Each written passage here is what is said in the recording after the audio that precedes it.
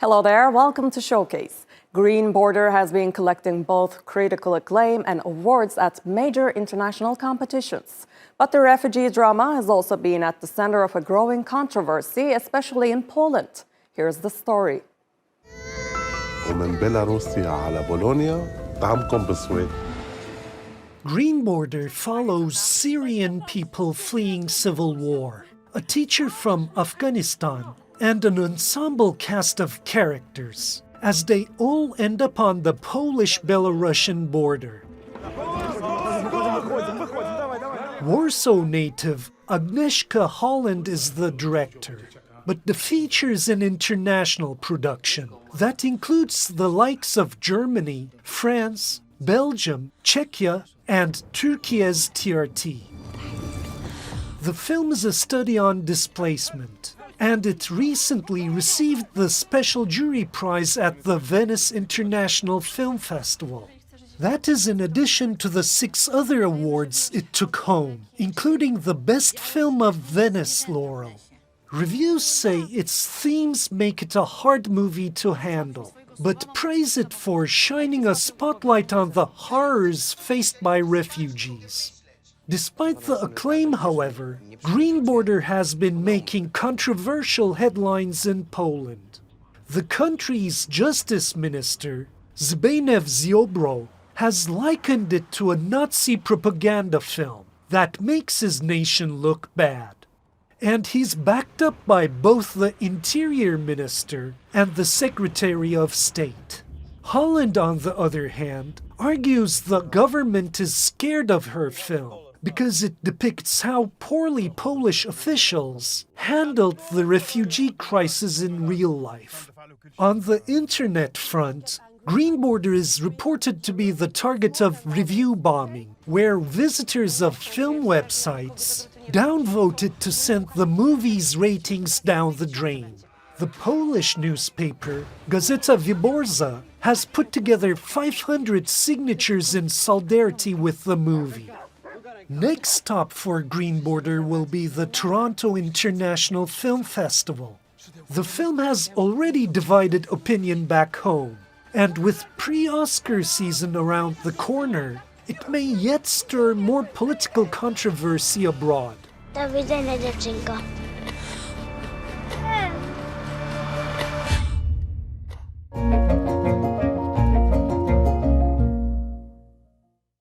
Finnish director Aki Kaurismaki's latest film, Fallen Leaves, was honored with the jury prize at this year's Cannes Film Festival. As the film continues its journey through theaters worldwide, let's delve into the director's filmography, also known as the Kaurismaki universe. Music plays an integral role in Kaurismaki's cinematic world. It's curated with a nostalgia where beauty lies in old-fashioned cars, clothing, and even restaurants. Within this stylized realm of jukeboxes, society's outcasts take center stage, whether they be proletariats, refugees, or, as the director affectionately calls them, losers.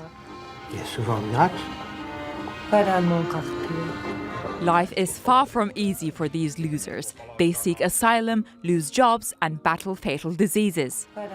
Yet Kaurismaki masterfully transformed these melodramatic situations into humanist narratives. In Le Havre, the portrayal of immigrants smuggled in shipping containers evokes empathy rather than pity, and in The Other Side of Hope, Syrian refugee Khalid's plight is presented with a sensitivity. Kaurismaki's characters always survive the dark moments through integrity, resilience, and humor. On est à Londres. C'est là où tu veux aller? C'est de l'autre côté. Ici, c'est Le Havre, en Normandie. Kaurismaki's unique brand of deadpan humor provides the audience with an alternative perspective on the highly capitalist world. In his films, characters are not merely trapped in their societal realities, rather they offer a glimmer of hope within their cynicism. Through minimalist acting, static camera work and absurd dialogues, Kaurismaki's cinematic creations evoke a sad yet comical atmosphere. Kutsuvatko ystävänne teitä valloksi? Minulla ei ole ystäviä. By using irony, the director refuses to drag the audience into a single emotional experience. These melancholic films explore societal issues from poverty to loneliness, ultimately leaving audiences with a bittersweet sensation where sadness and happiness coexist to mirror the complexities of life itself. Pick a name. Khalid, Hussein, male or female? I don't understand humor.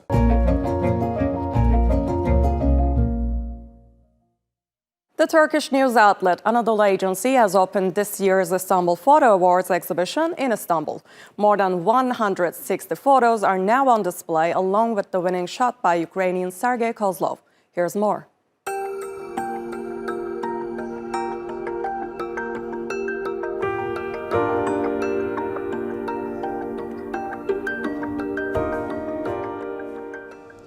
Yarışmamız 9. yılında. In its 9th year, our competition has become a global platform with 16,000 photographers registered and one of the most prestigious news photography competitions in the international arena. News photographers from all over the world are participating in our competition, where single and serious photographs are evaluated in the field of news, sports, environment, portraits, and daily life. Günlük yaşam dallarında tekil ve seri fotoğrafların değerlendirildiği yarışmamıza katılıyorlar.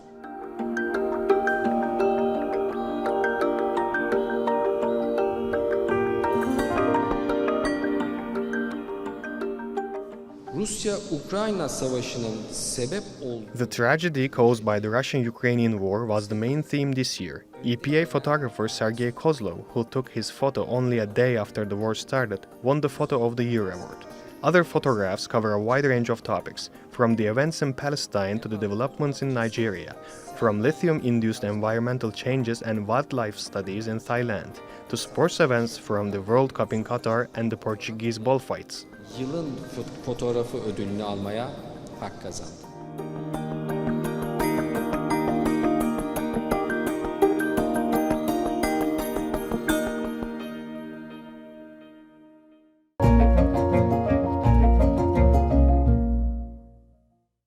The Rolling Stones have announced their first album in almost 2 decades. Hackney Diamonds is set for release in October and also marks the rock band's first reunion since the death of Charlie Watts.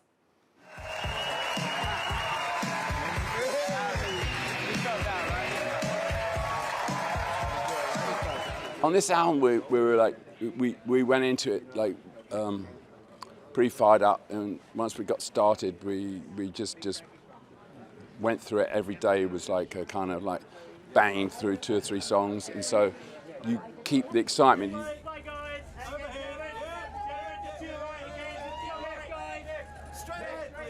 I think because of Charlie passing, and we felt that we're still going and that we should still retain an identity and still say, hey, it's only rock and roll, but you know, here we are.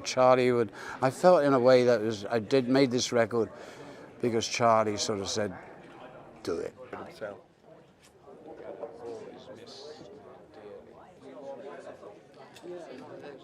Well, Paul was more blown away than we were, you know, he was loving it, yeah.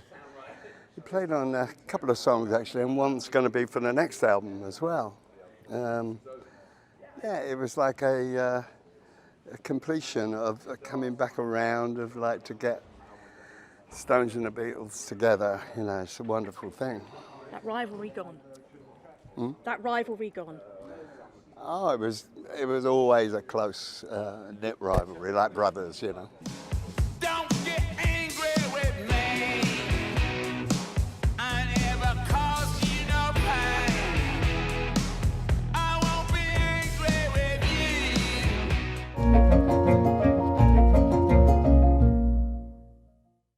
A Van Gogh painting was stolen from a Dutch museum during a pandemic lockdown back in 2020. And after a pursuit that spanned more than 3 years, it's back in safe hands, all thanks to an art detective.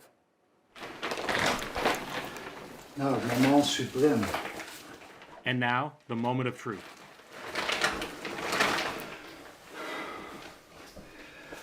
$3,5 jaar geleden gestolen. Ik ben sinds die dag op zoek.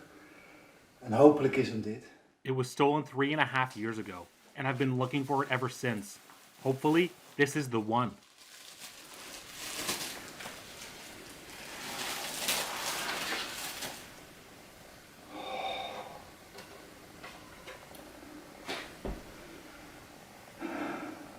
Vincent van Gogh, Spring Garden, painted in 1884, stolen 3.5 years ago on Van Gogh's birthday. It's one of the early works by Van Gogh, and it's back.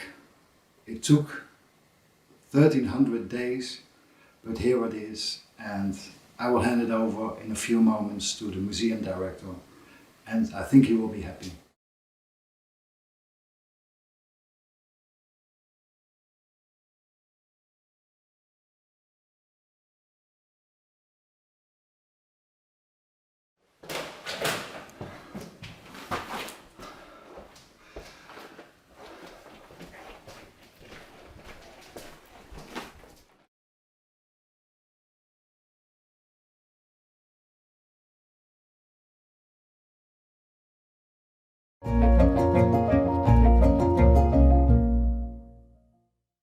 A portrait by Pablo Picasso of his lover Marie-Therese Walter will soon go under the hammer at Sotheby's.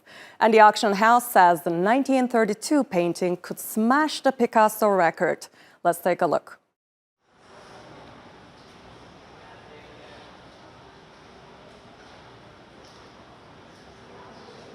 Here he's unveiling his golden muse, Marie-Therese Walter, to the world for the very first time. It's in this cycle of paintings that he first reveals to the world, and in fact to his wife Olga, that he's been having an affair. Well, what I've heard is that it was her favorite artwork. I mean, these are incredibly sexy paintings. He's totally interested in Marie-Therese Walter. She's beautiful, and there's certain iconography that he carries through a lot of these works, like the blonde hair, often the double profile, her sinuous curves. There's a lot of attention to the body.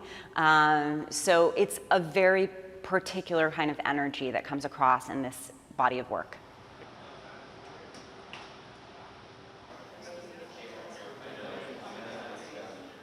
The record for Picasso at auction is almost $180 million, and we think that this work could exceed that value.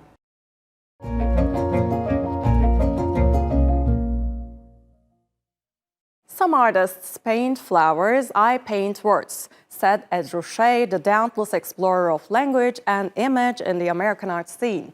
A retrospective at MoMA now revisits decades of his daring works. Ed Ruscha is a prominent figure in post-war American art, who is closely associated with depictions of stylized gas stations, Hollywood logos, and conventional landscapes. Author J.G. Ballard once referred to him as having the coolest gaze in America. Ruscha's creativity draws inspiration from Los Angeles. His work mainly focuses on the city's architecture, colloquial language, and pop culture. Home to many collections of contemporary art, MoMA now showcases Ruscha's ongoing interest with the rapidly evolving world. The exhibit consists of over 200 pieces, gathering the artist's paintings, photographs, and books to demonstrate how he interprets an environment in constant change. Along with Los Angeles, Ruscha's encounter with the artist Johannes Bargel's work, Beetles, was also a light switch that inspired many of his works. I've applied the kind of framework of this drawing in a lot of my paintings,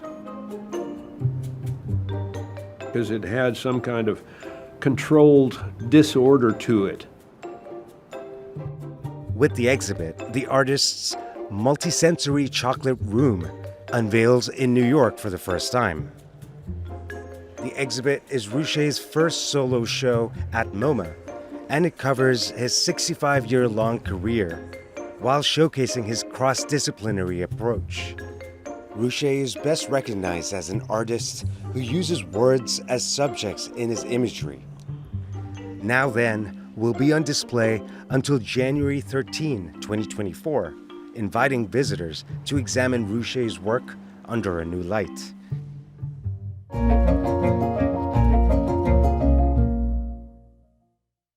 Refik Anadol's newest work, Dvorak Dreams, has premiered in Prague's Old Town. The piece reimagines Czech composer Antonin Dvorak's life and music in digital format with the help of AI. Let's take a look. Refik Anadol has once again mesmerized art lovers with another AI installation. This time, Prague's Old Town is hosting Dvorak Dreams, a large format data sculpture at the annual classical music festival Dvorak Prague. The work is divided into 4 portions, which use different data sets, such as the Czech composer's portraits, images of places that inspired him, and stills of cities he lived in, like Prague and New York. 54 hours of Antonin Dvorak's compositions were also part of the data. This is a project called Dvorak Dreams, started almost a year ago, and the idea was to try to remember Dvorak's legacy, his genius, his cultural heritage for humanity. And the project is in the form of AI data sculpture in the 10 meter by 10 meter scale in the heart of Prague as a public art, using music also, the sound as an element, and also data pigmentation. Anadol's team worked meticulously to train algorithms by immersing them in original data from Dvorak's life. It was like almost 7 years ago when I started working with AI. The question was, if a machine can learn, can it dream, can it hallucinate? Because it's really more inspiring to think about machine as a more like a dream machine or hallucination or fantasies than try to mimic reality. I don't believe right now the current tools that are like, by typing and creating something real, I don't believe it's an art form. It doesn't create the breakthroughs. But whenever we think about like these dreams and hallucinations and different cognitive skills, we can start thinking about like chance, control, and art making itself. The installation was commissioned as a part of the Hex Collection initiative, which is a collection of new media, time-based and digital art by contemporary artists at the forefront of innovation. So the Hex Collection is a new initiative dedicated to preserving and developing digital art from the present for the future. For the first public display that we wanted to create, we decided to install Dvorak Dreams by Refik Anadol to honor cultural past integral to the Czech Republic, where we're doing our first exhibition programming. With this new installation, Anadol uses a universal component of music to celebrate a legacy that is not specific to just Central Europe, but also the whole world.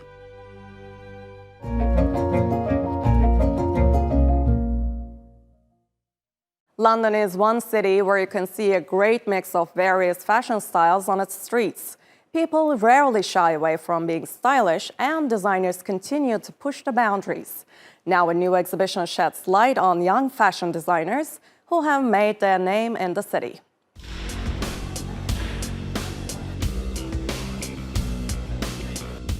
Björk's swan dress and Harry Styles' floral trousers that he wore in his music video of Golden are now on display, alongside nearly 100 fashionable looks. London's Design Museum celebrates young designers with the exhibit titled Rebel: 30 Years of London Fashion. And the creatives behind these clothes have something in common. They all worked, studied, or started their fashion career in London. The exhibition is also a collaboration between the Design Museum and the British Fashion Council, which has run New Gen for 3 decades to support emerging designers.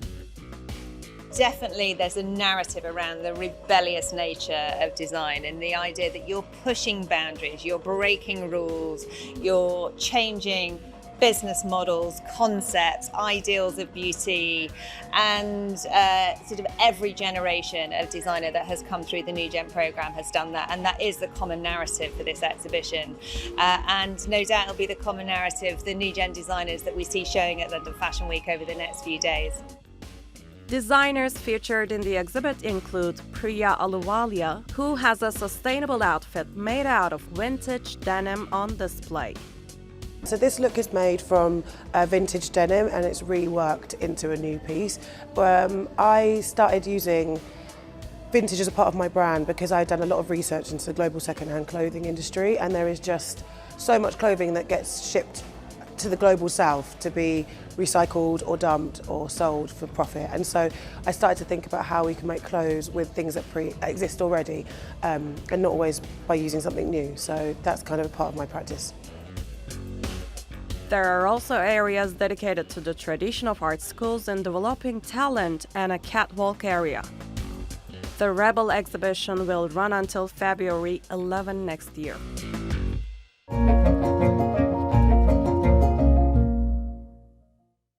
"500 photographs from Marin Karmitz's collection are now on display at Centre Pompidou in Paris.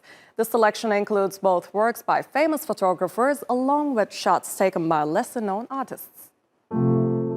Body to Body is a story of photography told through human figure, where art and documentary photos are featured side by side. Art collector Marin Karmitz says a photograph is a space that makes him dream about the stories of the people in the images. Il y a très peu de photographes.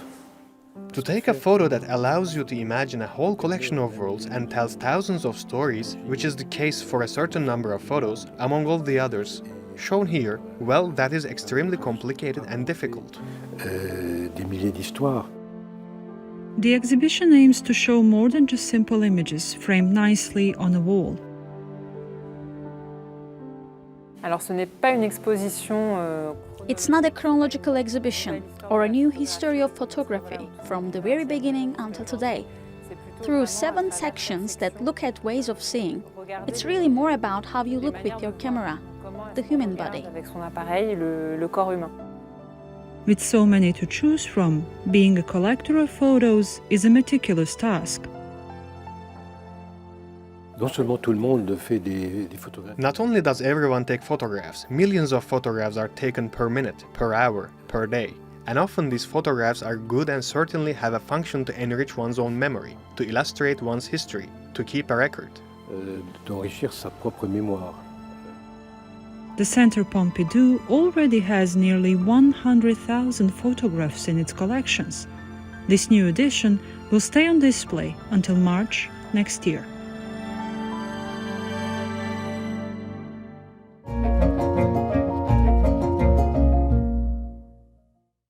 Late musician Ryuichi Sakamoto has many concert films, but for its director, the latest one, Opus 2, is like no other. Take a look.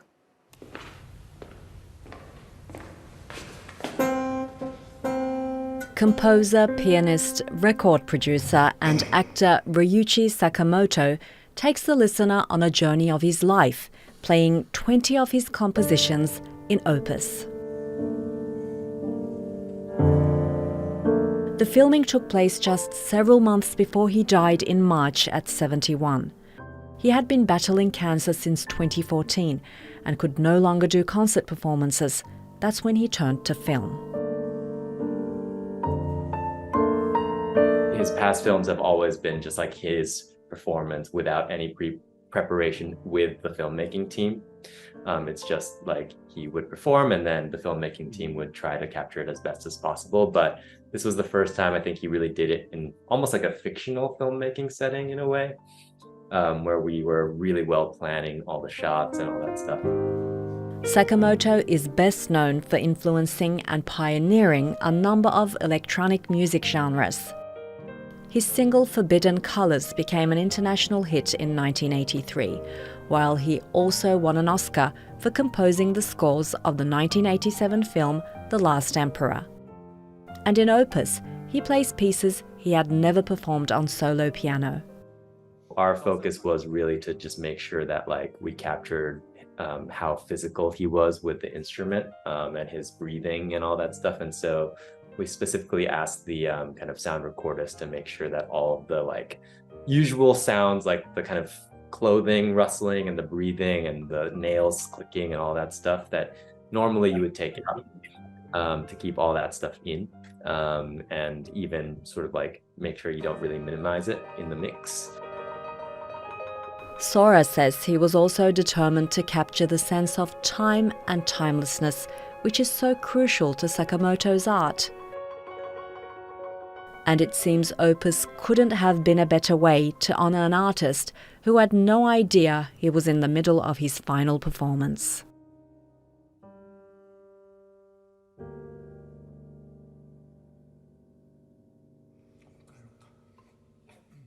That's it for this episode of Showcase. I'm Esra Dürüst from me and the whole team here in Istanbul. Thanks so much for watching, and bye for now.